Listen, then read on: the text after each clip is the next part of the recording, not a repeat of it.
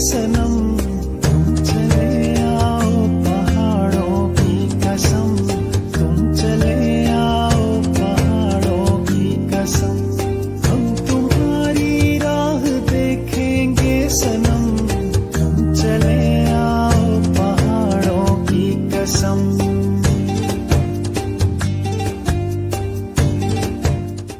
अस्सलाम वालेकुम ख़वातीन व हज़रात, मैं हूं आपका host Abuzar Mohammad. PWA digital की जानिब से एक दफ़ा और हम आपकी खिदमत में लेके आए रियल टॉक्स विद अबूज़र का नया एपिसोड। ख़वातीन व हज़रात, पाकिस्तान वो ज़रख़ेज़ ज़मीन है कि जिसके सपूतों ने मुख्तलिफ फ़ील्ड्स में ऐसे-ऐसे कारनामे अंजाम दिए हैं कि तमाम अक़वाम आलम को हैरान कर दिया है। इनमें से एक नाम मोहम्मद अली सत्पारा भी है, जिन्होंने अपनी जान जोखिम में डालकर अपना और अपने मुल्क का नाम रोशन किया। इसी सफ़ के एक और जवान क्लाइंबर स्क्वाड्रन लीडर अताउल हक रिटायर्ड, जिन्होंने कई फॉरेन समिट्स की हैं और कई फॉरेनर्स के साथ अपने इस फ़न का मुज़ाहिरा किया है और बहुत सी समिट्स पाकिस्तान में रहते हुए 8000 से बुलंद पीक्स तक टच किए हैं। जी, तो आज हमने दावत दी है अपने प्रोग्राम में स्क्वाड्रन लीडर अताउल हक को। खुशामदीद कहते हैं हम। अस्सलाम वालेकुम, कैसे मिजाज हैं आपके? वालेकुम अस्सलाम, थैंक यू वेरी मच जनाब, बिल्कुल खैर आफियत है। अताउल्लाह साहब, पहले तो मैं चाहूँगा कि आप हमारी आवाम को अपने बारे में बताइए ताकि हम सबको हमारे हिडन हीरोज़ के बारे में पता चल सके। जनाब, मैं भी माउंटेनिंग और एडवेंचर का शौक़ रखता हूँ और मैंने भी ये जो है ना स्पोर्ट्स शुरू की थी 80s में, और फिर मैंने क्लाइंबिंग की। और क्योंकि पाकिस्तान जो है वो पैराडाइज है माउंटेन्स का, तो यहाँ फिर आपको चांस भी मिल गया ज़्यादा बड़ी पीक्स चढ़ने का। दुनिया में 8000 मीटर से जो ऊंची पीक्स हैं, यानी 26,000 से ज़्यादा की जो पीक्स हैं, वो 14 पीक्स हैं, 14 पीक्स दुनिया में। उनमें से 5 पाकिस्तान है और इसमें K2 भी शामिल है, नागा पर्वत भी है, गैशरब्रूम 1 है, गैशरब्रूम 2 है और ब्रॉड पीक है। तो ये जो है ना हमने ट्रेनिंग भी की शुरू में, और फिर जो है ना हमने पाकिस्तान आर्मी एक्सपीडिशन में पार्टिसिपेट किया और गैशरब्रूम 2 जो पीक है वो हमने क्लाइंब की थी 86-87 में। और फिर जो है उसके बाद हमें चांस मिला और पाकिस्तान आर्मी एक्सपीडिशन में ही जो नागा पर्वत को भी क्लाइंब किया। और यहाँ जो है एक पीक है हमारे पास जो कि बिल्कुल सियाचिन के एज के ऊपर है, जिसका नाम है स्या कांगरी। वो 24,000 फीट की पीक है, वो भी हमने क्लाइंब की। और इसके अलावा हमें बाहर जाने का मौका मिला, यानी ईरान में जो है ना हाईएस्ट पीक जो उनकी है माउंट डेमावांड है, वो हमने विंटर क्लाइंब किया था, विंटर असेंट किया था। उनमें जो है ना उन्होंने हमें इनविटेशन दी थी। हम भी थे, इंडियंस भी थे, जर्मन भी थे और ईरानियंस भी थे। तो उनका एक जॉइंट एक्सपीडिशन था। इसके अलावा मैं ट्रेनिंग भी कराता रहा हूँ और जो है स्कीइंग भी कराता रहा हूँ, स्कीइंग इंस्ट्रक्टर भी मैं रहा हूँ, ski and snow survival training भी कराते रहे हैं हम लोग। और इसके अलावा जो है मुझे मौका मिला पाकिस्तान का जो एक्सपीडिशन है उसमें पार्टिसिपेट करने का, जो कि साउथ पोल यानी कि अंटार्कटिक कॉन्टिनेंट गया था। उसमें भी मैंने पार्टिसिपेट किया as a survival and snow expert. और इसके अलावा भी ट्रेनिंग में हम काफ़ी आगे पीछे जाते रहे नॉर्दर्न साइड में। बताइए कि आपको इस क्लाइंबिंग का शौक कहाँ से हुआ? जी, क्लाइंबिंग का शौक तो ये कि ऐसी स्पोर्ट्स है ना जिसमें कोई यानी कि स्पेक्टेटर नहीं होता। आप क्लाइंबिंग कर रहे हैं, आपको चढ़ते हुए कोई भी नहीं देख रहा होता, तो आप किस सख्तियों के अंदर से गुजर रहे हैं, किस एडवेंचर से गुजर रहे हैं। हर स्टेप के अंदर जो है ना लाइफ रिस्क इन्वॉल्व होता है। तो ये सिर्फ माउंटेनियर्स को पता होता है, या जो साथ चल रहे होते हैं उनको पता होता है। तो ये शौक किसी किसी को होता है, हर किसी को नहीं होता। एक जो है ना लेकिन ये शौक ऐसा है कि अगर इसमें कोई आदमी जज्बाती होने की कोशिश करेगा, अपने आप को जो है ना अगर वो थोड़ा सा ओवर एस्टिमेट करने की कोशिश करेगा तो उसमें फिर वो नुकसान उठाता है। तो माउंटेनिंग ऐसी गेम है जिसमें आदमी को बड़ा कूल एंड काम रहना पड़ता है और डिसीजन लेना पड़ता है इन टाइम, और जज्बाती नहीं होना पड़ता, क्योंकि आप नेचर के खिलाफ फाइट नहीं कर सकते, आप माउंटेन्स के खिलाफ जंग नहीं कर सकते, फाइट नहीं कर सकते। हाँ, you have to be friend with the mountains, you make the mountain your friend. आप पहाड़ को अपना दोस्त बनाएं, तो दोस्ती में आप चढ़ सकते हैं पहाड़ के ऊपर। सही। अगर आप जो है ना ओवर एस्टिमेट करेंगे तो फिर mountain is not going to excuse you. सही, बिल्कुल सही कह रहे हैं आप। अतुल्लाह साहब, आपने K2 की समिट के लिए भी निकले थे, फिर आपने क्या कॉन्सिक्वेंसेस देखे जिसकी बिना पे वो समिट ना हो सका? जी, मैं ये 95 की बात कर रहा हूँ। मैं स्पेनिश के साथ मैं as a climbing member cum liaison officer में गया था। तो और फिर ये हुआ कि हमने कैंप 2 भी बना लिया। अब कैंप 3 तक हम गए। एक टाइम लगता है ये पहुंचने के लिए, आपको एक्लिमेटाइज करना पड़ता है अपने आप को। तो जब कैंप 3 पे पहुंचे तो उससे पहले काफ़ी हवाएं तेज चलना शुरू हो गई कैंप 3 में। तो मैंने फिर जो है ना लीडर ऑफ द एक्सपीडिशन उसको बताया कि भाई जो है ना ये मौसम थोड़ा सा ख़राब है, तो एटलीस्ट हमें रिव्यू करना चाहिए कि हम आगे जाएं या ना जाएं। तो मैं तो रिकमेंड करूंगा कि हम नहीं जाएं, और मैं अपने आप को तो मैं स्टॉप कर रहा हूं कि मैं जो है ना अबेंडन कर रहा हूं इस मिशन को इधर, और बाद में मौसम ठीक होने पे हम अटेम्प्ट करेंगे इसको। लेकिन वो हमारे स्पेनिश मेंबर थे साथ, और कुछ एक अमेरिकन था मेंबर और एक लेडी मेंबर थी एलिसन। तो वो जो है ना बजिद थे कि नहीं हम जाएंगे। तो वो बहरहाल उन्होंने कहा ठीक है। मैं कहा ठीक है, आप फिर करें, अटेम्प्ट करें, लेकिन मैं तो वापस हो जाऊंगा यहाँ से। तो मैं और एक स्पेनिश मेंबर जो कि बीमार हो गया था, तो और एक आध हमारे साथ हाई एल्टीट्यूड पोर्टर, हम फिर नीचे आ गए, बेस कैंप आ गए। लेकिन उसी रात में जो है ना बहुत तेज़ हवाएं चली हैं, और जो है ना बेस कैंप में भी हमारे टेंट्स वगैरह उखड़ गए सारे, और ऊपर से भी हमारा राब्ता नहीं था। जैसे आपने अली सतपारा के केस में देखा होगा, लोग नीचे से राब्ते कर रहे थे, राब्ता नहीं हो रहा था। इसी तरह हम बेस कैंप पे पहुंच के हमने भी राब्ता किया ऊपर मेंबर से, जो हमारे ऊपर तकरीबन 9 मेंबर्स थे ऊपर। तो किसी से भी राब्ता नहीं हुआ। कल का दिन पूरा, अगला दिन गुजर गया, कोई राब्ता नहीं हुआ। तो फिर थोड़ी तशवीश हुई इसके लिए, फिर हमने बड़ा टीमें भेजी। तो फिर हमने देखा कि जो है ना एक हमारा मेंबर जो है ना ऊपर से नीचे आ रहा है, और वो भी फ्रॉस्ट बाइट हुआ उसको, वो वापस आ रहा था। और बाकी फिर हमने बाद में देखा, पता लगा कि एक एलिसन जो लेडी क्लाइंबर थी उस एक्सपीडिशन में, उसकी डेड बॉडी हमें नज़र आ गई बेस कैंप से।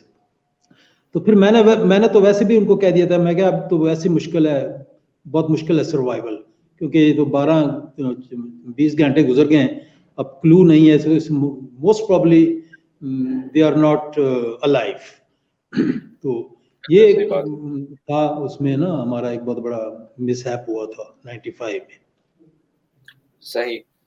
तो अता साहब, ये बताइए कि आपका सबसे बेहतरीन एक्सपीरियंस कौन सा रहा, और ये भी बताइए कि क्लाइंबिंग में कौन कौन सी दुश्वारियां सामने करना पड़ती है? असल में आप माउंटेन में जाएं तो आपको हर क्लाइंब एक नया ही एक्सपीरियंस होता है। तो माउंटेनिंग में जो है ना सबसे बड़े जो हैजर्ड्स होते हैं उनमें ये है कि एक तो वेदर हमें सही मिल जाए तो ये बहुत बड़ी अपॉर्चुनिटी होती है। मौसम का साफ होना, अच्छा मौसम मिल जाना, तो इसमें आराम से आदमी क्लाइंब कर लेता है। अगर मौसम खराब हो तो फिर चांस नहीं होता ऊपर जाने का।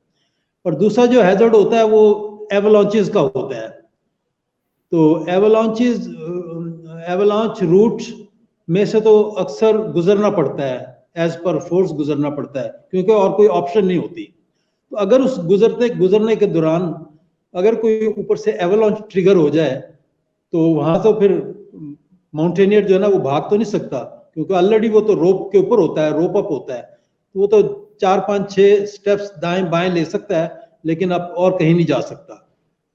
तो एवलांच जो है ना वो हिट करता है, एक एवलांच का जो बड़ा हैजर्ड होता है। तो एवलांच के भी मुख्तलिफ वजूहात होती हैं। एक तो ये कि अगर मौसम खराब हो तो फ्रेश स्नोफॉल पड़ जाए किसी इलाके में, तो वो फ्रेश स्नोफॉल जब पड़ जाती है, पाइल अप हो जाती है, तो किसी वजह से ट्रिगर हो जाती है, कोई वेदर चेंज से या किसी वाइब्रेशन से, या ऊपर से कोई जहाज गुजर जाए उसकी वाइब्रेशन से पूरा मास जो होता है, स्नो जो होती है, फ्रेश स्नोफॉल स्लोप के ऊपर, वो ट्रिगर हो जाती है और नीचे जाना शुरू कर देती है और एवलांच की शक्ल इख्तियार कर लेती है। तो एक ये भी वजह होती है। और दूसरी वजूहत ये भी हो सकती है कि कोई ग्लेशियर ऊपर है, वो किसी वजह से वियर टियर की वजह से वो उसका एक हिस्सा टूटता है, तो वो टूट के जब नीचे आता है तो एवलांच की शक्ल इख्तियार कर लेता है। उसके रास्ते में जो भी होता है, जो भी चीज आती है उसको वॉश कर देता है वो, तो एक एवलांच हैजर्ड होता है। और दूसरी चीजें ये है कि आदमी एक्लिमेटाइज अगर सही ना हो, क्योंकि आपको एक्लिमेटाइज होना पड़ता है अल्टीट्यूड के साथ। ऐसे नहीं है कि हम सीधे आए और बेस कैंप में और एकदम ऊपर चले जाए, आपको हर अल्टीट्यूड पे एक्लिमेटाइज करना पड़ता है अपने आप को। तो एक्लिमेटाइजेशन का जो प्रोसेस है ना, वो कोई 2 से 3 हफ्ते लगते हैं।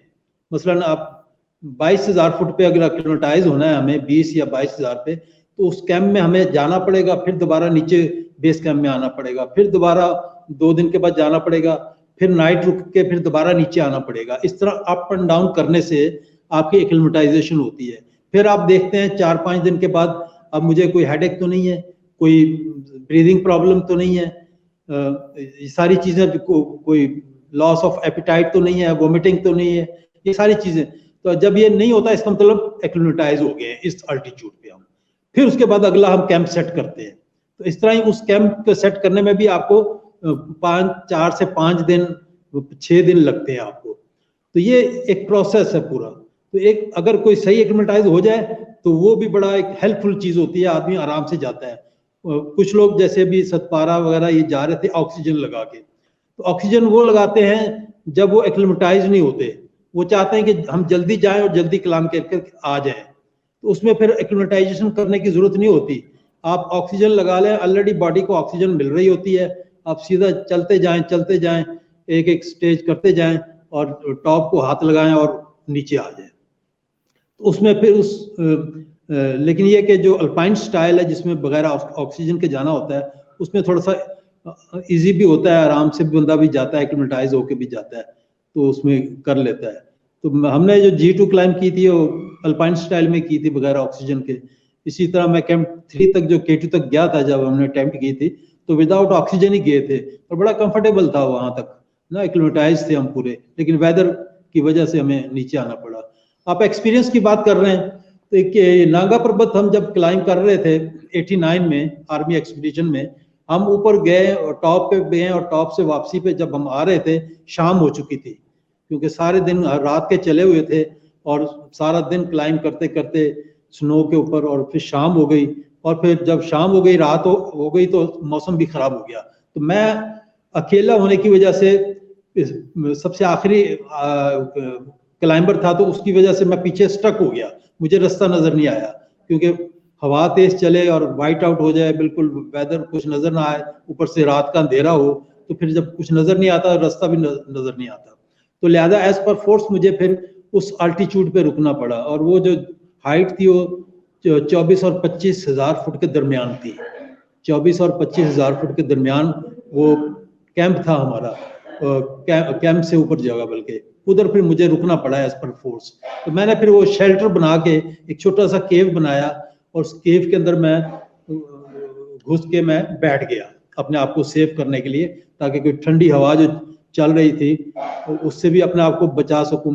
प्लस मेरे पास जो पानी था वो भी फ्रीज हो चुका था, तो उस पानी ना होने की वजह से भी आदमी डिहाइड्रेट हो जाता है। तो जब आदमी डिहाइड्रेट हो जाए, पानी भी ना पिए और ठंडी हवा को एक्सपोज हो जाए, तो ये सारी चीजें फिर आदमी को फ्रॉस्ट बाइट की तरफ ले जाती हैं। तो लिहाजा वही हुआ। तो मैं अपनी विल पावर पे कुछ अल्लाह का नाम लेके अपनी विल पावर के ऊपर बैठा हुआ था, तो मैं क्या इंशाल्लाह कोशिश करनी है कि मैं सरवाइव करूंगा। लेकिन ये कि रिकॉर्ड ये कहता है कि 24-25 हज़ार फुट पे आदमी सरवाइव नहीं करता, नाइट्स रह नहीं सकता, मतलब वन फ्रीजेस टू डेथ, कि आदमी जो है ना वो ठंड से मर जाता है, जो मर्जी कर ले, अगर कोई शेल्टर ना हो, कुछ ना हो। तो अच्छा सर, मुझे पता था मैं बड़ा एक यानी कि एक्यूट किस्म के अल्टीट्यूड के ऊपर जो है मैं खड़ा हूँ, और मुझे अब सरवाइव करने के लिए करना पड़ेगा, एफर्ट करनी पड़ेगी। अब कुछ खाने को भी नहीं है, कोई पीने को भी नहीं है। खाने को तो था लेकिन पीने को नहीं था। लिक्विड इंपॉर्टेंट होता है ज़्यादा, लिक्विड आदमी ले, हॉट लिक्विड ले, ताकि आपकी बॉडी और बॉडी टिश्यूज वो गर्म हो, फ्रॉस्ट बाइट ना हो। लिहाजा वो तो मेरे पास था नहीं, तो अर्ली इन द मॉर्निंग मुझे फ्रॉस्ट बाइट हुआ। फिर उस फ्रॉस्ट बाइट के साथ, लेकिन ये कि मौसम क्लियर हुआ तो मुझे रास्ता नजर आया और मैं नीचे उतरा हूँ अकेला। फिर तो इस तरह मैं सर्वाइव किया हूँ। ये मेरा एक ज़िंदगी का वाक़या है और काफ़ी मशहूर वाक़या भी है, अक्सर लोग इसको सुनते भी हैं। मैंने अक्सर इसको लिखा भी और अक्सर बयान भी किया कि 25,000 फुट पे मैंने सर्वाइव किया हुआ है, बगैर ऑक्सीजन के 20 घंटे गुजारे हैं मैंने, जो कि एक नामुमकिनात में से एक चीज़ है। आपने पिछले दिनों सुना होगा, एक कुछ फ्रेंची और 2 लोग मर गए थे, उनको एक में से उसकी डेड बॉडी को रिकवर किया। तो ये वही जगह थी जहां मैं रात रुका था, उसी जगह से वो फ्रेंची वो मर गया था उस रात को बेचारा। सही सर, बहुत बहुत बड़ी बात है सर। सर ये बताइए कि क्रिकेट, फुटबॉल और दीगर स्पोर्ट्स में लोग, जितने भी लोग हैं, जितने भी एथलीट हैं, इन सारों के कोई ना कोई रोल मॉडल्स होते हैं। तो आपका क्लाइंबिंग में रोल मॉडल कौन रहा है? क्लाइंबिंग में रोल मॉडल देखें, सारी दुनिया में क्लाइंबर्स हैं, पाकिस्तान में भी हैं। तो हम पाकिस्तान वालों का एक अलग मिजाज है, और जो फॉरेनर्स, जो बाहर के लोग आते हैं, वो उनका एक अलग मिजाज है क्लाइंब करने का। तो और दुनिया में लोगों ने रिकॉर्ड भी बनाए हुए हैं कि पाकिस्तान की भी सारी पीक्स 8,000 मीटर की चढ़ गए हैं वो, और दुनिया की बाकी जो 8,000 मीटर की ऊंची पीक्स हैं वो भी उन्होंने क्लाइंब कर ली, यानी कि 14 पीक्स उन्होंने क्लाइंब कर ली। ये रिकॉर्ड है, जिसमें एक मैसनर है, बड़ा फेमस माउंटेनियर है मैसनर, उसने किया है। इसके अलावा और भी दो तीन बंदे हैं जिन्होंने सारी 14 की 14 पीक्स की हुई है। इस तरह जो है हमारे जो है पाकिस्तान में अभी ये सारे पोर्टर्स थे हमारे, जितने भी ये हमारे हाई क्लाइंबर्स थे ना, इन्होंने ये हाई एल्टीट्यूड पोर्टर भी थे इनमें, जो कि बड़े ज़बरदस्त क्लाइंबर थे। हमारा एक रजब शाह था और मेहरबान था, जिसके साथ हमने जो है नागा पर्वत भी किया और गैशर ब्रह्मटू भी क्लाइंब किया था। तो अब रजब शाह तो खैर दुनिया में नहीं रहा, वो तो फौत हो गया कैंसर की वजह से। तो वो एक बड़ा ज़बरदस्त बंदा था, मैंने देखा। तो बड़ा कूल और काम था, और जो है पहाड़ों पे चढ़ने वाला।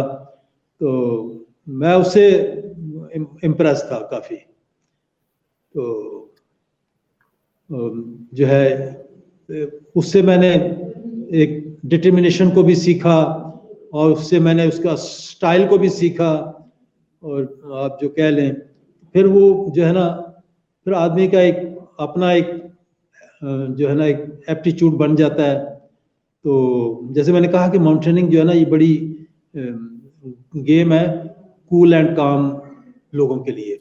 जो है जज्बाती होगा तो उसके चांसेस कम है सर्वाइवल के, और जो इसको ठंडा लेके यानी कि ठंडा होके चलेगा, आराम से चलेगा, सोच के चलेगा, जज्बाती नहीं होगा, तो उसके ज्यादा चांसेस है जाने के भी आगे और क्लाइंब करने के भी। अता साहब, कुछ डॉक्यूमेंट्रीज देखी गई हैं जिसमें मोहम्मद अली सतपारा ने कई दफा हुकूमत से मुखातिब होते हुए बहुत सारी बातें की हैं। तो मेरे आपसे एक सवाल ये है कि हुकूमत या किसी इदारे जैसे कि टूरिज्म डिपार्टमेंट है, आपको किसी तरह की सपोर्ट मिली है यहाँ से?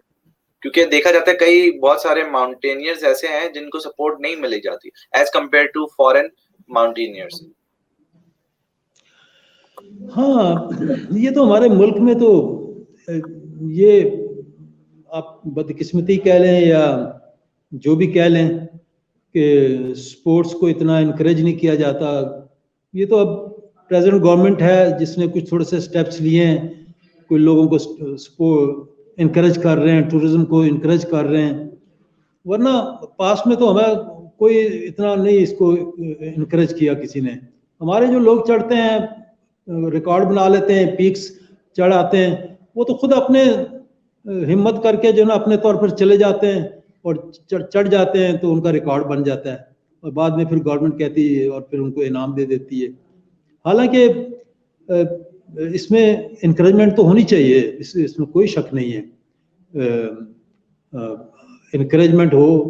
और हमारा कोई जैसे इंस्टीट्यूशन होने चाहिए, जैसे अल्पाइन क्लब ऑफ पाकिस्तान है, मतलब वो काफ़ी सपोर्ट कर सकता है इस मामले में, लेकिन सम ऑफ द अदर उसकी एक्टिविटीज़ भी इतनी कुछ ज़्यादा नहीं है, लिमिटेड है। हाँ जी, तो अगर कोई करना चाहता भी है तो उसको इतना इनकरेज नहीं करते। तो मैं इस ओपिनियन का मालिक हूँ कि हमें जो है ना इसको इनकरेज करना चाहिए। हम अपने इंस्टीट्यूट बनाएं और वहाँ ट्रेनिंग दें लोगों को, और लोग ट्रेनिंग करके जाएं, सीख के जाएं। आजकल आप देख रहे हैं लोग जाते हैं जी, कहाँ जा रहे हैं जी, हम क्लाइंबिंग करने जा रहे हैं, फलानी छोटी पीक्स भी जाते हैं, क्लाइंबिंग करने जाते हैं। लेकिन अगर छोटी पीक्स भी करेंगे, छोटी अल्टीट्यूड को भी क्लाइंब करेंगे, तो वहाँ भी रिस्क तो है ना, वहाँ भी हमें एसओपीज का ख्याल तो वहाँ भी रखना पड़ता है। एक आदमी को जो कि बड़ा अच्छा स्पोर्ट्समैन है, जरूरी नहीं है कि वो बहुत अच्छा क्लाइंबर भी हो। क्लाइंबिंग एक अलग चीज है, उसका एक अलग एप्टीट्यूड है, हाँ, उसका एक अलग जो है ना मसल्स हैं। वो ऐसे नहीं है कि एक बहुत अच्छा वेट लिफ्टर जो है ना वो बहुत अच्छा क्लाइंबर भी है।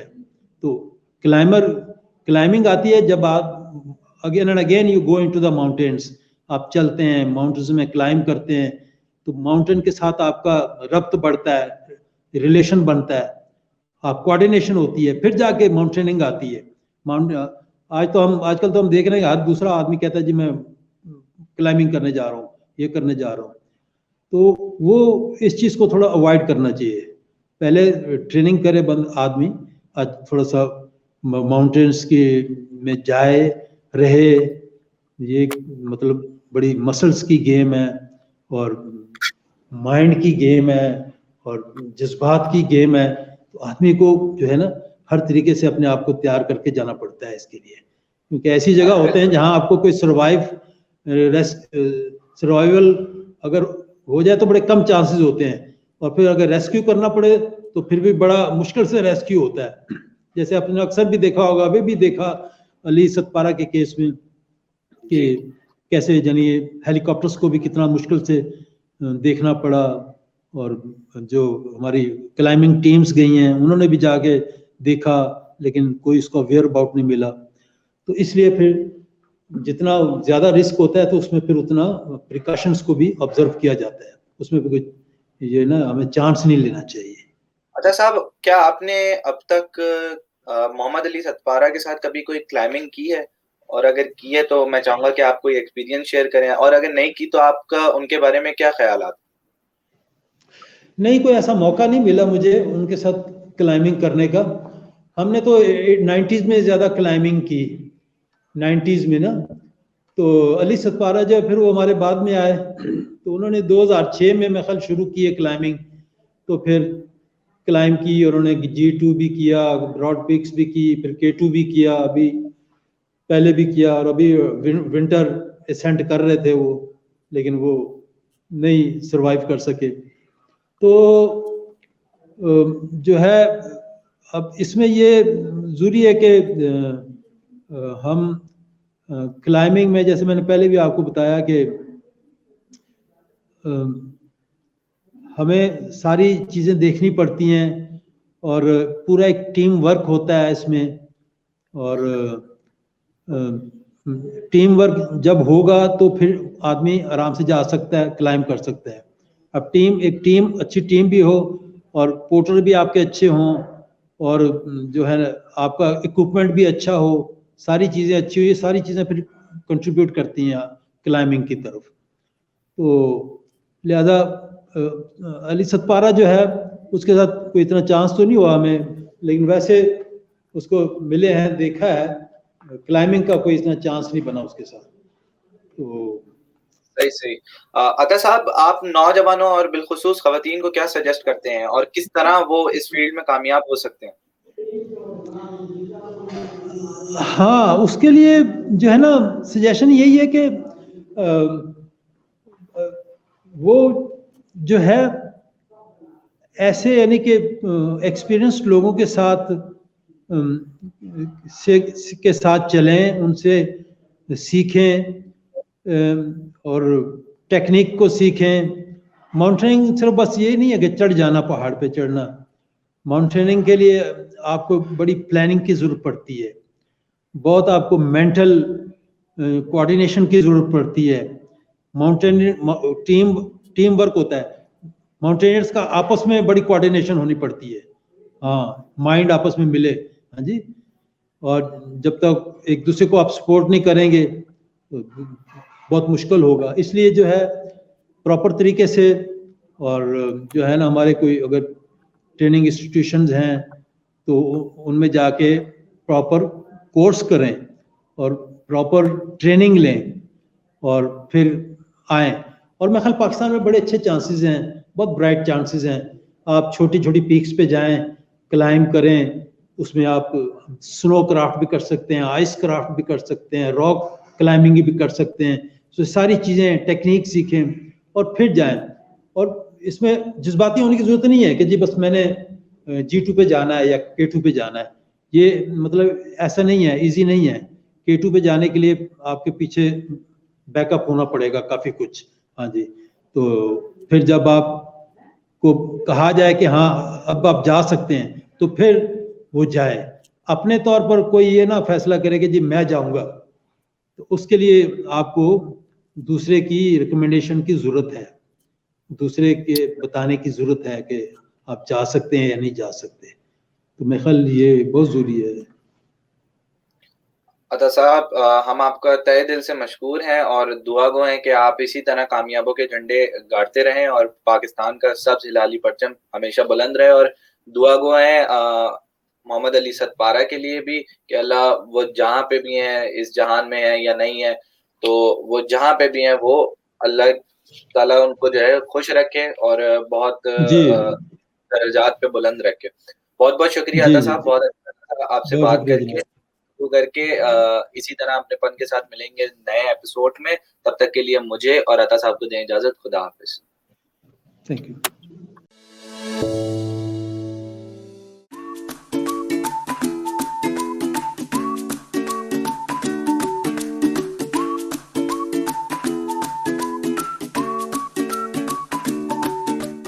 तो आइए मिलकर अपने आप को और अपने इर्द गिर्द के माहौल को महफूज बनाएं।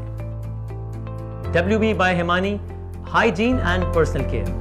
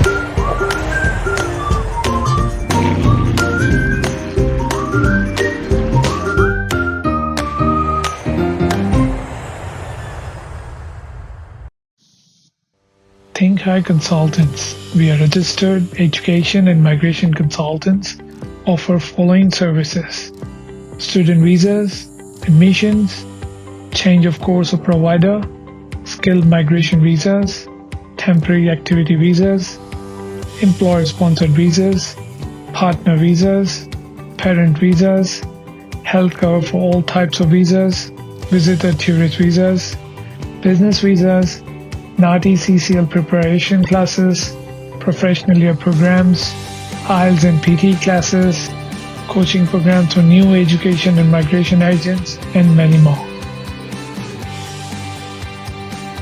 Contact Think Higher Consultants provide personalized and on-spot services leads to permanent visa pathways and Australian citizenship. Facebook/Think Higher Consultants. Twitter/Think Higher House. Instagram/Think Higher Consultants.